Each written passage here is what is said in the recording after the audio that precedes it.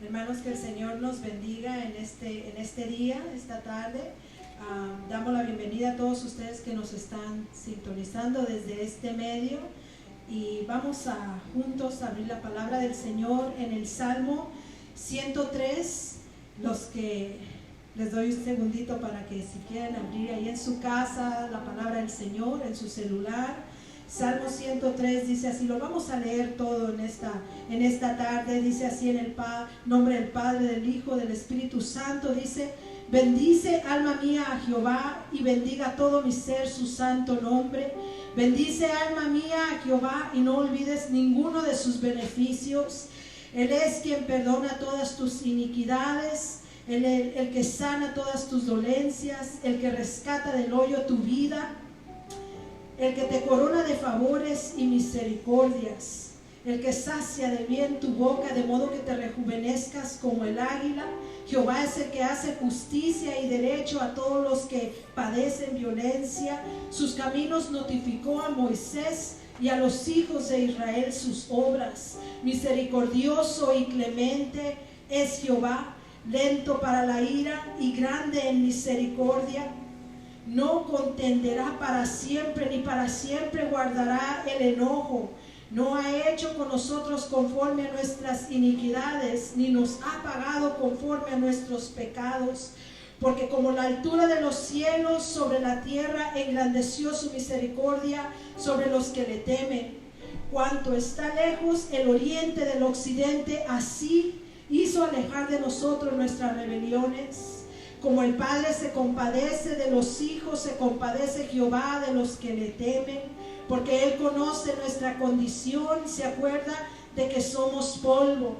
El hombre como la hierba son sus días, florece como la flor del campo, que pasó el viento por ella y pereció, y su lugar no la conocerá más. Mas la misericordia de Jehová es desde la eternidad y hasta la eternidad sobre los que le temen, y su justicia sobre los hijos de los hijos, sobre los que guardan su pacto y los que se acuerdan de sus mandamientos para ponerlos por obra.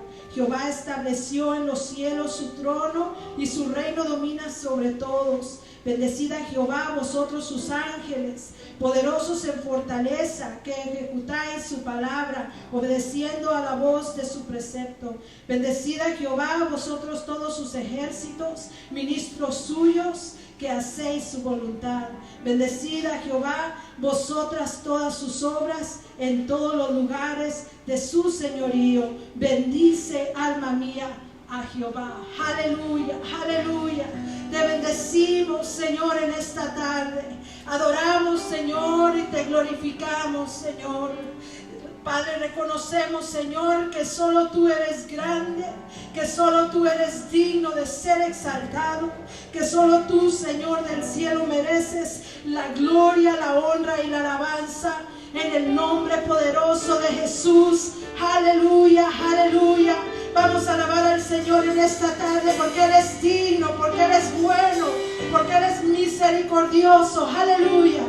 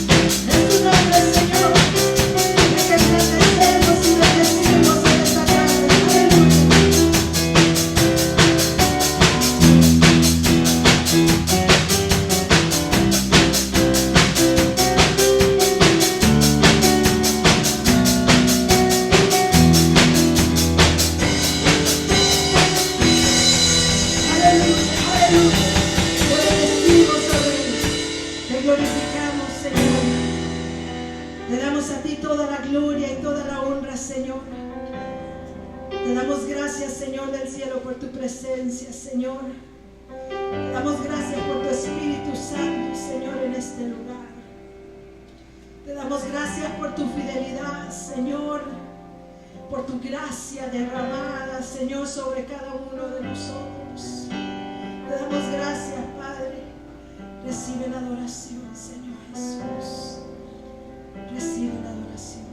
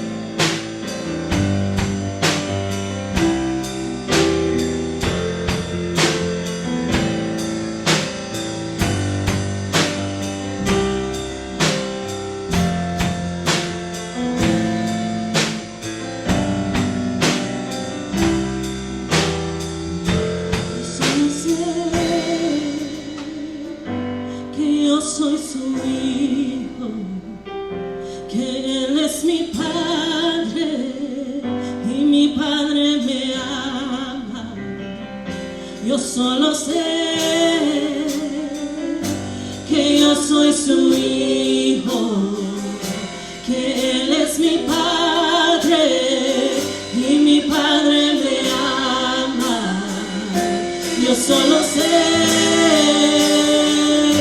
que yo soy su hijo, que Él es mi Padre y mi Padre me ama. Yo solo sé que yo soy su hijo, que Él es mi Padre y mi Padre me ama. Avísame para que yo camine, tu amor agotó el temor. Me rescataste y yo cantaré. Yo soy hijo de Dios. Avísame para que yo camine, tu amor agotó el temor.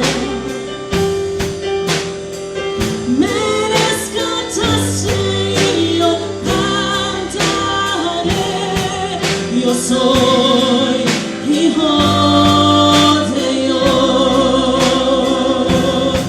No soy un esclavo del temor. Yo soy hijo de Dios. Ya no soy un esclavo del temor. Yo soy hijo de Dios. Yo soy hijo de Dios. Yo soy hijo de Dios.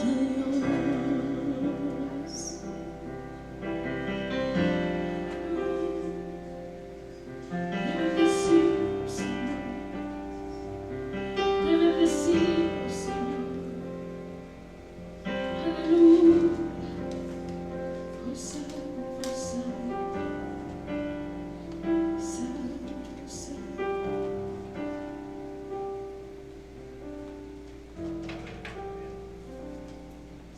Gloria a Dios. Bendito sea el Señor.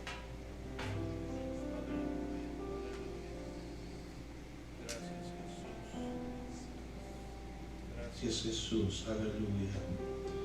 Bendito sea el Señor en esta tarde, hermanos. Qué lindas alabanzas. Gloria al Señor. En esta tarde podemos elevar al Señor. Alabado sea su santo nombre.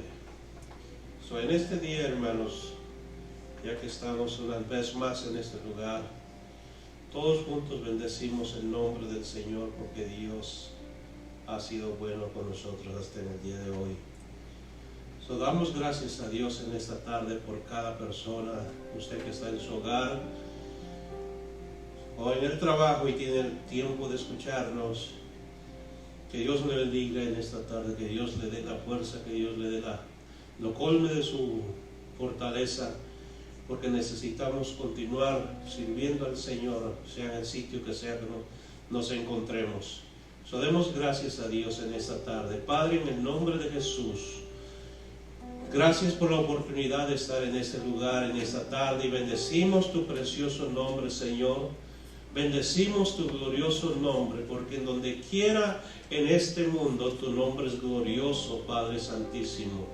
Por lo cual elevamos nuestra adoración y oración en esta tarde, bendiciendo tu nombre, Señor, y orando por cada uno de nuestros hermanos donde quiera que estén en esta tarde.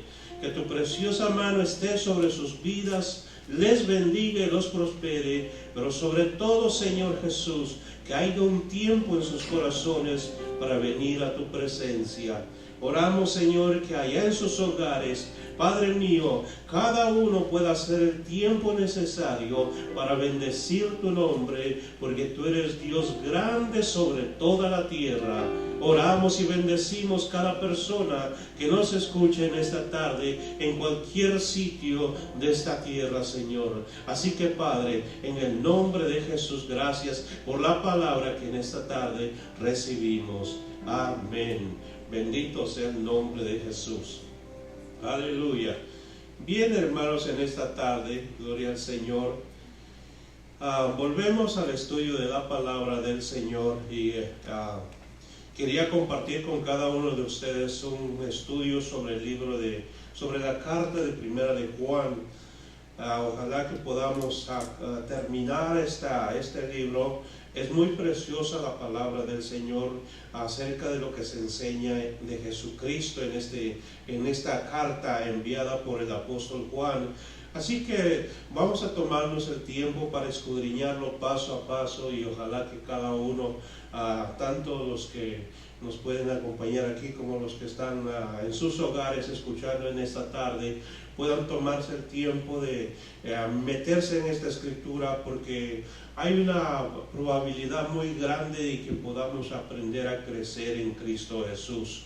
El Señor viene pronto, amén. Y una de las cosas que el Señor busca en las personas va a ser el fruto del Espíritu Santo. Y eso se da cuando las personas estamos creciendo en el Señor. Usted no busca frutos de un arbolito que apenas plantó, apenas está empezando a crecer. No hay frutos en él. Para que pueda dar sus primeros frutos, necesita crecer, llegar a cierto tamaño. Y entonces, cuando ya comienza a verse lo que produce, de la misma manera el cristiano no puede pasar toda su vida pequeño en el Señor, necesita crecer. Tarde que temprano le tiene que mirar el fruto, y eso viene a través de nuestra relación con el Señor, a través del conocimiento de la palabra de Jesús. Pero no solamente el conocimiento, porque la misma palabra dice que no son los oidores, sino los hacedores. Bendito sea el Señor. Por eso se requiere que conozcamos la palabra, pero que la practiquemos, que vivamos día a día con el Señor, y esa es una garantía de que vamos a crecer espiritualmente hasta llegar a la madurez espiritual. Bendito sea el Señor. Comenzando en la primera carta, hermanos, Primera de Juan capítulo 1, gloria al Señor. Quisiera simplemente entrar en una pequeña quizá un recuento de para qué se escribió esta carta, gloria al Señor, una introducción enseñando acerca de dónde vino, cómo fue que se inició, ¿verdad? Gloria al Señor. Esta carta, hermanos, es escrita por el apóstol Juan a partir del año 90 después de Cristo. Ya había pasado una generación de creyentes. Ya estamos hablando de una segunda generación que se está levantando para el año 90-100. Entonces, hermanos, esta carta pues no tiene ningún destinatario en específico, porque ya la iglesia había pasado la persecución. Amén. A estas alturas Jerusalén está destruida, no hay templo, toda la legión romana destruyó y arrasó por completo la ciudad. De manera que todos los hermanos judíos y todo judío que vivía en esta ciudad salieron huyendo para diferentes zonas en el mundo. Se dispersaron. Y Juan escribe esta carta desde Éfeso, la ciudad de Éfeso, y de ahí la dirige a todos los hermanos que están esparcidos por todas partes en el Imperio Romano. Y la palabra básicamente es esta que el apóstol Juan da para animar al pueblo que estaba esparcido, pero que no porque están esparcidos no está Dios con ellos, todo lo contrario, donde quiera que ellos van, Dios está con ellos. Y esto es muy cierto en cuanto a la situación que estamos pasando actualmente. Quizás no tenemos la oportunidad de reunirnos, pero no significa que Dios no esté con nosotros en nuestro hogar, no significa que no podamos buscar a Dios en el hogar. Es todo lo contrario, tenemos más tiempo para buscar del Señor. No andamos corriendo porque ya se llegó la hora de ir a la iglesia. En vez de eso, pues ya sabemos que es tiempo de adorar al Señor. Nos metemos en nuestro cuarto o en el lugar donde acostumbramos a orar. Y bueno, hay tiempo para hacerlo, bendito sea el Señor. Donde quiera que estamos, ahí está la presencia de Dios. El pueblo dispersado, donde quiera que se encontraba, Juan les asegura que Dios está ahí con ellos. Bendito sea el Señor. Entonces, fue escrita también, hermanos, para disipar las dudas con respecto a la persona de nuestro Señor Jesucristo como el Dios encarnado. Era un asunto muy serio en esos tiempos, ya que se estaba esparciendo la doctrina gnóstica, se estaba esparciendo falsas enseñanzas con respecto a Jesús, de que Él no era Dios. Entonces Juan tuvo la necesidad de explicar ampliamente, como lo hizo en su evangelio, acerca de Jesucristo. Si ustedes miran la diferencia de los escritos del apóstol Juan, de Pedro y de Pablo, es que Juan habla más acerca del amor. ¿Amén? Habla más acerca del amor de Dios, de una forma muy íntima, ¿verdad? Una forma muy íntima, como ninguno de los otros apóstoles habla. Amén. Y eso es algo maravilloso de entender el amor de Dios. Al apóstol Juan se le conoce como el apóstol del amor, el amado apóstol. Amén. Entonces aquí encontramos eso, entonces, que Juan habla muy seriamente acerca de Jesucristo, porque había falsas enseñanzas que se estaban introduciendo, queriendo engañar a la iglesia y llevarla a la herejía. También fue escrito para combatir, hermanos, la falta de santidad en la iglesia. Mucha gente estaba siendo perseguida, o ya habían pasado la mayor persecución, pero el cristianismo no era muy bien aceptado en las zonas donde iban. El evangelio básicamente era completamente nuevo. Eso era muy difícil en los pueblos donde la gente llegaba, la gente cristiana hablando llegaba, que lo que ellos creían fuera aceptado. Básicamente, hermanos, era una oposición por todos lados. El apóstol Juan escribe la carta para animarlos y decirles que no se dejen engañar, pero que tampoco bajen la guardia. Que lo que ellos han creído es tan cierto como el aire que respiramos, de manera que tenía que asegurarles que lo que estaban creyendo era muy serio, pero a la misma vez requería de ellos vivir una vida comprometida con Dios. Es muy cierto que cuando hay persecución en los sitios donde la gente vive, a veces tratamos de esconder lo que creemos para no sufrir las consecuencias, y eso es lo que estaba pasando con estas iglesias, ¿no? O los grupos de hermanos en diferentes lados. Sentían la opresión y algunos pues decían, pues yo creo que no vale la pena vivir para Cristo ni ser tan serios en nuestra creencia en Él, porque vamos a sufrir. Y eso causa mucho impacto en las vidas de las familias, ¿verdad? Porque, bueno, si no vamos a vivir bien para Dios, pues, ¿de qué manera podemos presentarnos al mundo? No hay ninguna diferencia. El mundo quiere lo suyo, y de la única manera que vamos a ser aceptados en una sociedad en donde cada quien cree lo suyo, es siendo igual que todo el mundo. Para combatir eso, el apóstol Juan les habla muy seriamente al respecto de los hermanos, que todo el que es de Dios no peca. Y eso lo vamos a mirar en los siguientes capítulos. Todo aquel que pertenece a Dios no peca.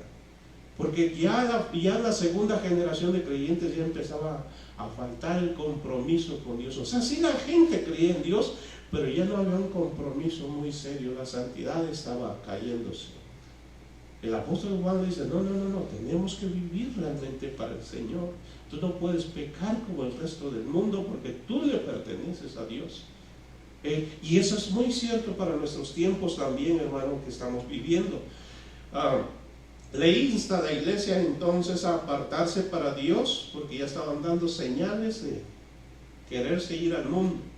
Fue escrita para combatir la doctrina del gnosticismo, o sea, la gente que no creía en el Señor. El gnosticismo lo define en un pequeño comentario bíblico que dice: doctrina filosófica y religiosa de los primeros siglos de la iglesia, que mezclaba la creencia cristiana con el judaísmo, pero también mezclaba la creencia de otras religiones orientales, y pugnaba, o sea, querían decirle a todos que ellos tenían la verdad y que lo que Pedro, Pablo, Juan predicaban no era toda la verdad. El gnosticismo quería de alguna manera ocupar el primer sitio en las iglesias e implementar sus enseñanzas en toda la vida cristiana. Por eso, cuando el apóstol Pablo, Pedro, Juan escriben cartas, iban combatiendo esas ideas. Mayormente el apóstol Pablo en el libro de Colosenses combate muy duro contra esas creencias. ¿Por qué? Porque era muy común en esas zonas donde las iglesias estaban en esos tiempos. Y por supuesto en nuestros tiempos no faltan las mismas creencias. Esas son las razones por las cuales escribe la palabra del Señor en el libro de Juan. Ahora veamos, comenzando con los primeros versos. Solamente vamos a mirar 2 versos que son muy interesantes cuando los exploramos definitivamente. El apóstol Juan, comenzando con el primer verso, dice: lo que era desde el principio, lo que hemos oído, lo que hemos visto con nuestros ojos, lo que hemos contemplado y palpado en nuestras manos, tocante al verbo de vida. Vamos paso por paso. El apóstol Juan comienza presentando que lo que era desde el principio, o sea, la preexistencia de Jesucristo antes de venir a la tierra. Hay muchas creencias en el mundo que dicen que Jesucristo es igual que otro ángel creado, así es igual que cualquier otro ser humano. Realmente en la tierra hay muchas creencias sobre Jesucristo. El cristianismo es el único que empuja seriamente la idea de que Jesucristo es alguien más que un ser humano, separado del ser humano. Pero en ese tiempo ya se creían estas cosas. Cuando el apóstol Juan habla, dice, lo que era desde el principio, significaba la eternidad de Dios, el Cristo que siempre ha existido. O sea, no es que tuvo un principio, es que siempre ha existido. Por eso es muy interesante que cuando nosotros leemos la Escritura pongamos atención a las palabras que leemos, porque cada palabra tiene un significado muy profundo y necesitamos detenernos, ir estudiándolo poco a poco, digiriéndolo. Esto es lo que nos da madurez espiritual en el conocimiento que adquirimos. Por eso no muy fácilmente las creencias falsas pueden engañar a alguien que conoce la Escritura, porque ella o él saben lo que significa lo que está leyendo. Entonces, cuando leemos esa palabrita, lo que era desde el principio, implica la eternidad de Dios, siempre existente, que no tuvo un principio. Al igual que el apóstol Juan inicia su evangelio, o sea, todo el evangelio de Juan, casi igual inicia esta carta. ¿Okay? Si ustedes miran las similitudes que existen, van a encontrar que casi las mismas cosas mencionan. Para él es muy importante establecer que Jesucristo es Dios. Es muy importante establecer que Jesucristo no es un hombre común y corriente. ¿Por qué? Porque en esos tiempos, dentro de la cultura griega, dentro de la cultura romana, había cientos de dioses, muchos de ellos totalmente mitológicos. ¿Verdad? Cientos de dioses. Al igual que en nuestros tiempos existen cientos de vírgenes, santos, en ese tiempo ya existían otros dioses. O sea, nada ha cambiado. Nada más que ahora tienen un nombre más cristianizado. En ese tiempo tenían el nombre de Apolos, de Júpiter, Zeus, todos esos dioses romanos y griegos que abundaban en esos tiempos. Y Pablo les quiere decir a los hermanos que Jesucristo es por separado, por encima de todos esos dioses. Cuando él escribe esta palabra, él escribe que Jesucristo es el creador de todas las cosas. Volvemos al libro de Juan, el Evangelio de Juan, capítulo 1, en el verso 1, comenzando dice: en el principio era el verbo, y el verbo era con Dios, y el verbo era Dios. O sea, Jesucristo, la palabra es Dios. ¿Okay? Este era en el principio con Dios, dice en el verso 2. Ahora en el verso 14 dice: y el verbo fue hecho carne, o sea la palabra, logos, fue hecho carne y habitó entre nosotros. O sea, Dios se hizo carne y vino y habitó entre nosotros, Y luego dice, y vimos su gloria, gloria como la del unigénito del Padre, lleno de gracia y de verdad. Esto es interesante, ¿no? Las Escrituras, mire lo que dice el comentario de la Biblia al día. Dice, en las Escrituras hebreas, el verbo era un agente de creación. ¿Ok? El verbo era un agente de creación y lo encontramos en Salmo 33, verso 6. También dice que la fuente del mensaje de Dios a su pueblo por medio de los profetas. Eso lo dice en Oseas 1:2. Y la ley de Dios, su norma de santidad, o sea, lo que la palabra verbo significa, Salmo 119, verso 11. Ahora, en la cultura griega, o sea, en la filosofía griega, el verbo era el principio de la razón que gobernaba el mundo y el pensamiento, ¿ok?, que aún estaba en la mente. Ese era el verbo para ellos. Ahora, en el pensamiento judío, ¿ok?, el verbo era otra forma de decir Dios. Todo eso implica la palabra verbo. La descripción de Juan en este asunto es que cuando habla del verbo, dice, el verbo es Dios. Para el que no cree en Dios, usted va a encontrar en la Biblia que jamás la Biblia se ocupa de demostrar que hay Dios. Simplemente da por sentado que hay Dios. Cuando Juan habla acerca de Jesucristo, no trata de debatir si Jesucristo es Dios. Simplemente dice, Jesucristo es Dios. ¿Por qué? Porque necesitaba la iglesia conocer que Jesucristo posiblemente, que necesitaba saber que Jesucristo es Dios. Hoy en día el cristianismo, hermanos, está teniendo problemas serios con sus creencias, y esto, hermanos, se han encontrado datos en diferentes organizaciones que sacan, pues hacen preguntas, indagan en la sociedad para ver qué encuentran, cómo está la sociedad en su fe, qué iglesia va, qué es lo que quiere, qué es lo que busca. Y algunas de esas organizaciones han encontrado que mucha de la gente cristiana hoy en día no sabe ni lo que cree. ¿Por qué razón? Porque no tienen un conocimiento de lo que la Biblia dice. O sea, mucha gente, al igual que estábamos antes en la iglesia popular, mucha gente asistía a misa pero no sabía ni qué. Lo mismo está sucediendo en la iglesia cristiana. La gente asiste a las congregaciones por costumbre, pero no conoce la palabra del Señor. Ahora usted y yo nos preguntamos, ¿por qué tanta gente es engañada por las falsas filosofías, por las falsas enseñanzas? ¿Dónde está el problema? El problema posiblemente reside en el que lo enseña, pero reside más en el que lo escucha. Porque tiene la autoridad moral de preguntar si es verdad lo que está oyendo. O sea, tiene que buscar la solución, porque si no la busca, si la persona que le está enseñando falsamente, por supuesto que lo que va a creer esa persona también va a ser falso.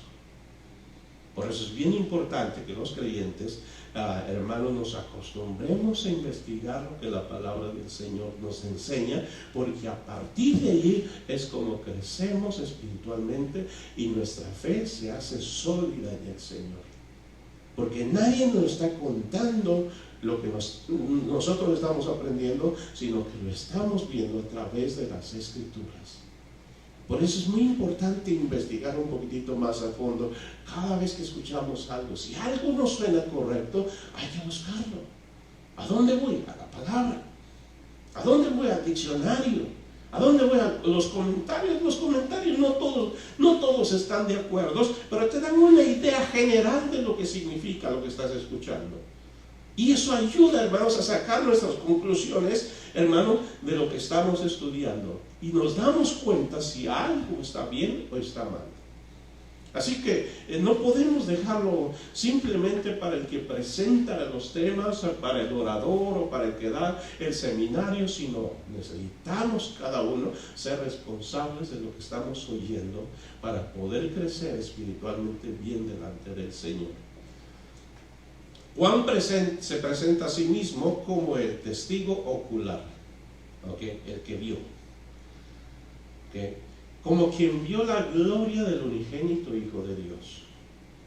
¿Se imagina usted cómo habrá sido caminar con Jesús? ¿Cómo reaccionaba Jesús cuando estaba cansado? Nosotros decimos que cuando estamos cansados y con hambre, pegamos el grito a quien sea, ¿verdad? Estamos con hambre y cansados, enojados. Ahora la pregunta es, ¿cómo reaccionaría Jesús? ¿Cómo sería? ¿Cómo sería? Cuando Él iba a orar, ¿cómo habrá sido su vida? O sea, caminar con Él, vivir con Él, 3 años y medio. Subir a ese monte en donde se transfigura Jesús y de repente aparecen 2 personas más aparte de Él, supuestamente es Elías y Moisés, hablando con Jesús, y de repente el color de su ropa cambia. ¿Cómo habrá sido estar en esa escena? Porque uno lee las escrituras y qué bonito y todo eso, pero ¿cómo habrá sido estar ahí? Y de la única manera que uno va descubriendo eso es cómo se siente estar en la presencia realmente de Dios en nuestros tiempos. ¿Cómo se siente? No es el asunto de juntarse y tener un tremendo barullo en la iglesia, sino el asunto es cómo se siente mi vida cuando estoy en la presencia de Dios personalmente. ¿Qué adquiero de ahí?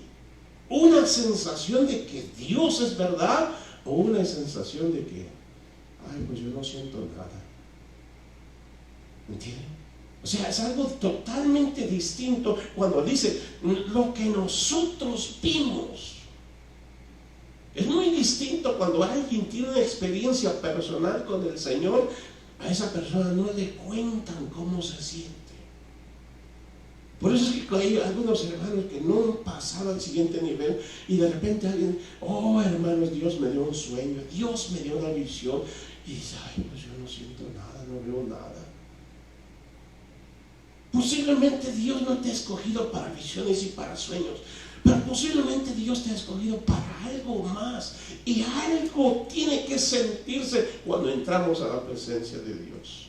Algo. ¿Por qué? Porque Dios es único, especial. Cuando Juan habla de que lo que vieron nuestros ojos, porque vio algo completamente distinto de lo que estaban acostumbrados a ver. Juan, hermanos, estaba explicando lo que vieron nuestros ojos tocante al verbo de vida, dice, lo que nuestras manos tocaron. ¿Se imagina qué es estar junto a un paralítico que ya tiene 3, 4, 5, 10 años y no puede levantarse? Y por una palabra de Jesús que le dice, hijo, tus pecados te son perdonados. ¡Wow! Este está blasfemando. ¿Qué se cree Dios? Él se voltea y le dice, bueno, ¿qué es más fácil pues? ¿Decirle al paralítico que sus pecados le son perdonados o que se levante y se vaya a su casa? ¿Qué es más fácil? Todos se quedaron callados. Pues para que vean que el Hijo del Hombre tiene autoridad, levántate, toma tu lecho y vete a tu casa. ¿Se imagina qué habrá sido? ¿Qué impacto habrá tenido la gente que estaba alrededor de Jesús, hermano? Viendo aquello a primera mano. No que alguien se lo estaba contando, sino que lo estaban viendo. Que cuando el paralítico aquel se paró, a lo mejor algunos extendieron la mano y felicidades, hermano, ya acabas de recibir un milagro. Tocaron lo que estaba pasando. Eso es tocar, eso es ver, eso es tener hermanos, una experiencia personal de lo que es el Señor Jesús. Por eso cuando sucede eso, algo así con usted y conmigo, hermanos, nadie nos va a venir a contar cómo se siente. Nadie nos va a venir a contar cómo es Jesús. Nadie te va a decir, oh, es que a lo mejor Jesús. No. Yo conozco a Jesús. Cuando Pablo andaba predicando en Asia el Evangelio, y por allá dice que reprendía demonios, echaba fuera espíritus inmundos, y un día una familia por ahí dijo, pues nosotros podemos hacer lo mismo que Pablo hace. Van y se toman por ahí con un endemoniado y lo agarran y lo llevan por ahí, particularmente a un sitio, y comienzan a imponerle mano y a reprender al diablo, y el espíritu inmundo les habla y les dice, bueno, yo conozco a Pablo y sé quién es Pablo, pero ustedes quiénes son. Porque el diablo mismo sabía que Pablo conocía a Jesús, tenía una experiencia personal, y a base de esa experiencia personal Pablo tenía la autoridad que Jesucristo le había dado. Por eso es que el enemigo obedecía. Por eso cuando uno conoce las cosas, no usa la experiencia de alguien más, sino la experiencia que Dios te da. Por eso cuando el diablo le habla a aquellas personas, le dice, ¿ustedes quiénes son? O sea, no tienen ninguna experiencia, no conocen nada de esto. ¿Qué están haciendo? Y les dio una tremenda paliza. Por eso, hermanos míos, cuando hablamos de este asunto tan interesante, es que remontarnos a conocer a Jesucristo es conocer a alguien totalmente diferente de los ángeles, hermanos, totalmente de cualquier creación. Y eso es lo que el apóstol Juan está estableciendo para los hermanos que están sufriendo las consecuencias de la persecución en esos días. Juan tiene la autoridad de hablar así de Jesús, hablar como alguien tan íntimo, como un amigo tan cercano. Tiene esa autoridad de hablar del Señor de esa manera. ¿Por qué? Porque le conoce. ¿Se acuerdan ustedes cuando la Biblia dice que Él se recostaba junto a Jesús? Eso es una cercanía de amistad tan fuerte. Inclusive el Señor le dio el privilegio de no morir como todos los demás apóstoles. Si ustedes se acuerdan en los últimos capítulos del libro de Juan, ya después de que Jesús habló con Pedro, de repente venía pasando Juan y le dice, Pedrito, queriendo saber qué iba a suceder con él. ¿Por qué? Porque era el amigo cercano de Jesús, y ahora que te vas, ¿qué va a pasar con este? Y le dice, no te preocupes. ¿Qué si yo quiero que él viva hasta que yo venga? O sea, diciendo, tú no te debes de preocupar más que de ti mismo. Si yo quiero que él viva toda la vida, él va a vivir. Y si ustedes miran lo que sucedió con Juan, fue el único de todos los apóstoles que no fue asesinado por la persecución o por algún emperador. Él murió de edad. Dios lo dejó vivir. ¿Por qué? Al Señor le plazó. Pero había una relación tan íntima, había una relación tan cercana. Se le dio el privilegio de mirar lo que iba a suceder en el futuro. Cuando Juan habla acerca de Jesús, lo habla de una manera tan personal que uno se queda y dice, wow, este conoció a Jesús realmente. Pero independientemente de cómo lo hayan conocido los demás apóstoles, que también tuvieron una relación muy cercana con el Señor, Juan inclusive tiene podría decir una revelación acerca de Jesús, no el Jesús que anduvo terrenalmente con él, sino el que ascendió al cielo. Para darle la revelación del Apocalipsis, cuando Juan ve la visión, dice que ve a un Jesús lleno de gloria, que su rostro era como el sol y que no se le podía ver la cara tan brillosa que estaba. Hermanos míos, que cayó como desmayado ante los pies del Señor. ¿Por qué razón? Ahora estaba conociendo a Jesús en toda su gloria. Cuando él habla, esa es la experiencia que este hombre tiene. Cuando nos remontamos a esta partecita, nos vamos a dar cuenta que su forma de hablar acerca de Jesús Él les dice a la gente: hermanos, yo no conozco a Jesús puramente humano.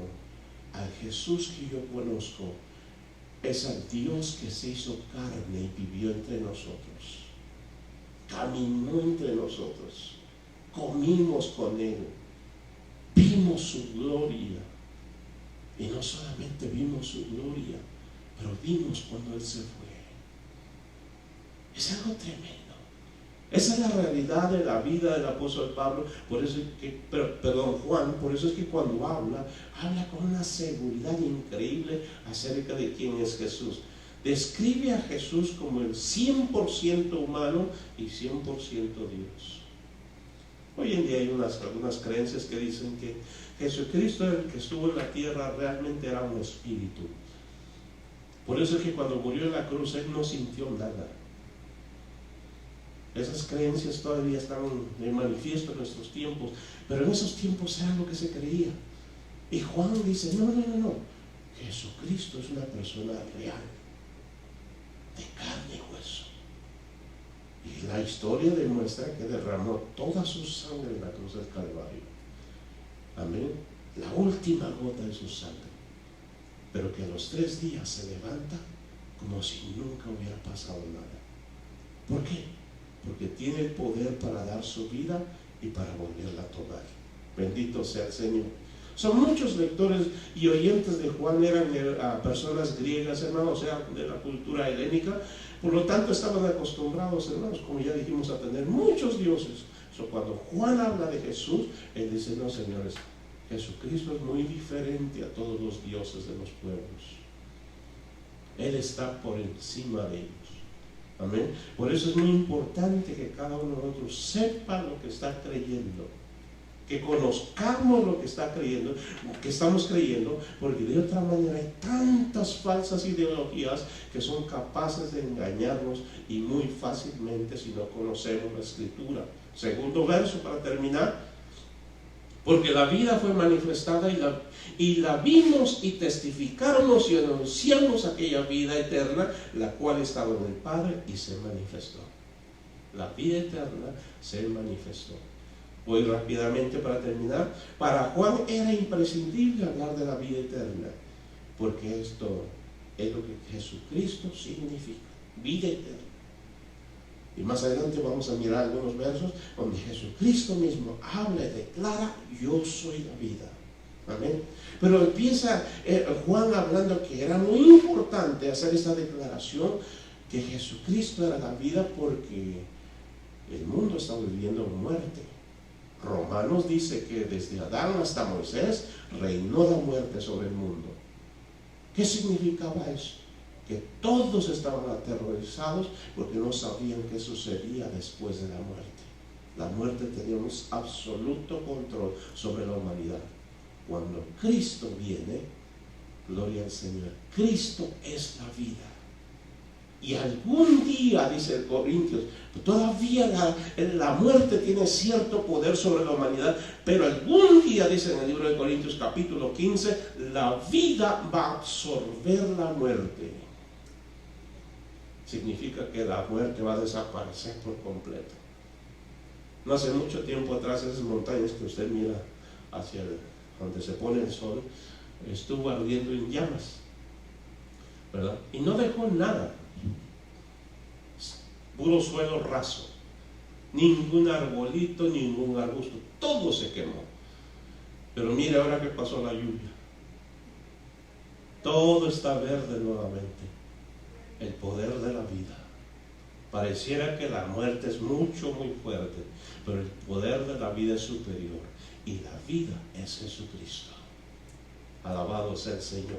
Por eso es tan bonito conocer la palabra del Señor. Dice Juan 1:3: todas las cosas por Él fueron hechas, y nada de lo que ha sido hecho fue hecho sin Él. ¿Okay? En Él estaba la vida, y la vida era la luz de los hombres. Entonces Jesucristo es la vida que le dio vida a todas las cosas. Solo en el Evangelio de Juan encontramos, hermanos, varias citas acerca de cómo Jesús se presentó a sí mismo como la vida eterna, o como quien da la vida eterna. Juan 3:16 Voy a leer esas escrituras. Porque de tal manera amó Dios al mundo que ha dado su Hijo unigénito para que todo aquel que en él crea no se pierda, sino tenga vida eterna. ¿Quién tiene la vida eterna? ¿Quién la da? Jesús. Esa no hay forma ni de cómo refutar. Jesús es el que da la vida eterna. 3:36 del mismo libro. El que cree en el Hijo tiene la vida, pero el que rehúsa creer en el Hijo no verá la vida, sino que la ira de Dios está sobre él. Y esto es muy interesante porque Jesús es el único que reclama esta parte. El que tiene el Hijo tiene la vida, pero el que no lo tiene, porque todas las religiones del mundo reclaman cierto derecho sobre ciertas cosas, pero ninguno te asegura qué va a pasar después de la vida. Ninguno. Muy bonita filosofía, muy bonitas creencias, algunas terroríficas, pero no hay ninguna seguridad de lo que pueda pasar después de la vida. Sin embargo, Jesucristo es preciso en el asunto. No nos da opciones de posiblemente, a lo mejor, o quizá esto. No. Si tú rehusas creer en el Hijo de Dios, no vas a ver la vida sino la ira de Dios. Simple. Por eso es que muchos cristianos batallan hoy en día cuando escuchan esas frases. Pero ¿será posible que el cristianismo sea la única opción para la humanidad? ¿Y qué va a pasar con los 200 millones de musulmanes? ¿Qué va a pasar con 180 millones de hindús? ¿Qué va a pasar con el resto de los budistas? Hermanos, todo ser humano tiene la oportunidad que Dios le da. Todo ser humano. Por eso, hermanos míos, no quisiera tener más tiempo para entrar en ese detalle, pero quizá en otro día será. El asunto es que Jesucristo es el único que reclama esta frase. Continúo porque se nos va el tiempo. Más el capítulo 4, verso 14. Más el que bebiere del agua que yo le daré no tendrá sed jamás, sino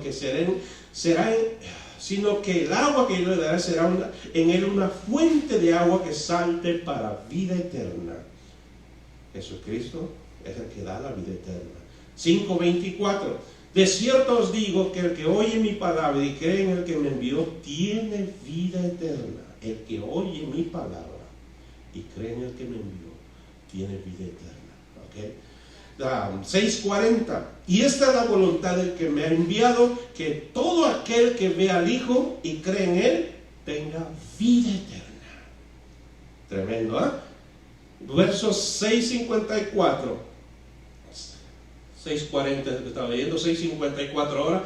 El que come mi carne y bebe mi sangre tiene vida eterna, y yo le resucitaré en el día postrero. 10:27. Mis ovejas oyen mi voz y yo las conozco y me siguen, y yo les doy vida eterna. Si ustedes se dan cuenta, ninguno de los profetas que el mundo tiene, o Buda, o Confucio, o todos los que de alguna forma crearon una religión, ninguno proclamó jamás darle vida eterna a nadie. Sin embargo, Jesucristo dice: miren, yo les doy vida eterna a mis ovejas. Entonces, conocer a Jesús significa realmente saber quién es Él. Amén. Saber quién es Él.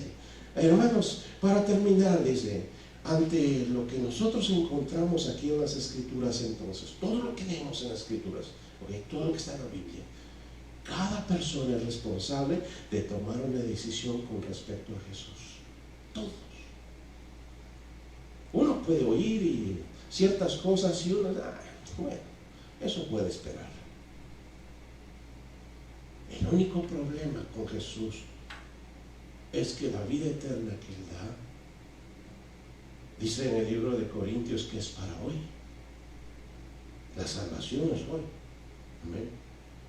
Cualquiera que nos escucha, no sé en qué área de esta tarde, la Biblia dice que el día de salvación es hoy. que lo que hagamos con Cristo, o sea, la decisión que tomemos con respecto a Él, hoy es lo que importa.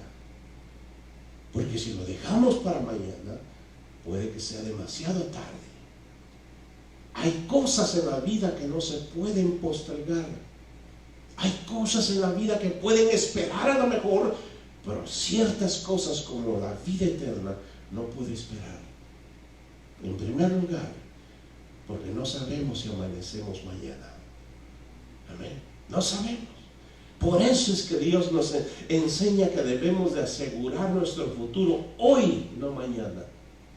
Es importante esto. Por eso, ¿qué vamos a hacer con respecto a lo que escuchamos? ¿Cuál es la postura que tomamos con relación a Cristo? ¿Qué vamos a hacer con Él? El mundo tiene demasiadas enseñanzas y comparan lo que Cristo tiene y comparan lo que el mundo ofrece, comparan lo que las demás religiones ofrecen. A veces uno dice, la religión fulana me da esto, me da aquello. Sin embargo, Jesucristo es un poquito drástico en todo eso. Y como no sabemos exactamente qué es lo que implica a Jesús, de repente uno escoge mal. Por eso necesita uno realmente saber tomar decisión, hermanos, realmente saber cómo, en qué estamos parados en relación a Cristo Jesús. Vivir sin Cristo es vivir en el peligro de la perdición eterna. Venir a Cristo, llegar a Él, es recibir la vida eterna que Él solamente ofrece. Y quiero recalcar lo que dijimos hace un momento. En toda la historia humana solamente Jesucristo es el que ofrece vida eterna. No ha habido otro hombre que lo pueda igualar. No ha habido otra persona que pueda decir, yo les doy la vida eterna también. No ha podido salir alguien que diga eso. Mahoma no pudo decirlo. Él presenta un Dios airado, un Dios enojado, un Dios de mano de hierro que corta cabezas. El Cristo que nosotros vemos en la palabra del Señor dice que ciertamente va a gobernar al mundo con vara de hierro. Pero ¿sabe una cosa? Se presenta como el Dios de amor, el que da la vida y no el que la quita. Es muy diferente. Por eso en esta escritura encontramos que Cristo Jesús nos básicamente al enseñarnos quién es Él, nos demanda también que tomemos una decisión. Todos nos podemos tener el mismo privilegio que los que conocieron a Jesús al principio tuvieron. Todos podemos tener ese privilegio. Todos podemos conocer a Jesús. Todos podemos realmente saber quién es Él. Pero se necesita tomar una decisión de qué hacer con Cristo Jesús. Si le entregamos nuestra vida, si nos esforzamos por vivir con Él, si nos esforzamos por conocerle, créanme que le vamos a conocer, porque tenemos el mismo privilegio que todos los que le conocieron antes que nosotros. Por eso en esta tarde mi invitación es para todos los hermanos o amigos que nos escuchan en este día, es que no deje lo que puede hacer hoy para mañana. Usted ha oído acerca de quién es Jesús. Jesucristo es Dios. No lo deje para mañana, no haga planes para otro asunto distinto antes que Dios, porque usted y yo no sabemos si el día de mañana vendrá. Pero de una cosa le puedo asegurar: si hacemos de Dios la prioridad de nuestra vida, venga el mañana o no venga, hay una seguridad que nos veremos con el Señor cara a cara. Que Dios te bendiga, hermano, hermana, amigo que nos escuchas en esta tarde. En el nombre de Jesús te ruego que tomes una decisión por el bien de tu alma con Cristo Jesús. Nos ponemos de pie y oramos en esta tarde. Usted que tiene una necesidad en su hogar, alguna petición, simplemente levante su mano ahí donde está. Yo sé que Dios puede contestarle. El Cristo del que hemos hablado hoy puede solucionar tu problema. Levanta tu mano, pon tu fe en el Señor no tardará en contestarte. Amado Padre, en el nombre de Jesús, Gracias por enseñarnos acerca de tu Hijo. Gracias por enseñarnos acerca de quién es Jesús. Padre mío, te ruego que nos ayudes a conocerle más todos los días. Acerca de nuestros amigos y familiares que a lo mejor nos están viendo en esta tarde, Señor. Padre mío, si alguien de ellos toma la decisión de conocerte en esta tarde y en donde está, con el simple hecho de levantar su mano en esta tarde, está dando señales de que tiene fe que tú puedes hacer algo en su vida. Mi oración en esta tarde, Señor, es que tú vengas a su vida. Hermano mío, en el nombre del Señor, pídele a Jesús que venga a tu corazón y que llene de su presencia tu vida, que limpie tus pecados y que escriba tu nombre en el libro de la vida eterna. Padre, gracias, Señor, porque yo sé que tu obra es perfecta y lo que has iniciado en alguna persona en esta tarde, tú lo vas a perfeccionar.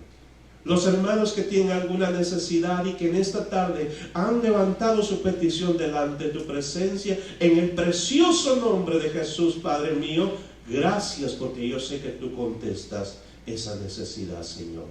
En el nombre de Jesús oramos por fortaleza, que esta enfermedad que ha estado golpeando, esta epidemia que ha estado golpeando el mundo, Señor, no venga a la vida de tus hijos. En el nombre de Jesús los cubrimos con la preciosa sangre de Jesús. Que el ángel de Jehová nos defienda y que eche fuera todo aquello que no es tuyo.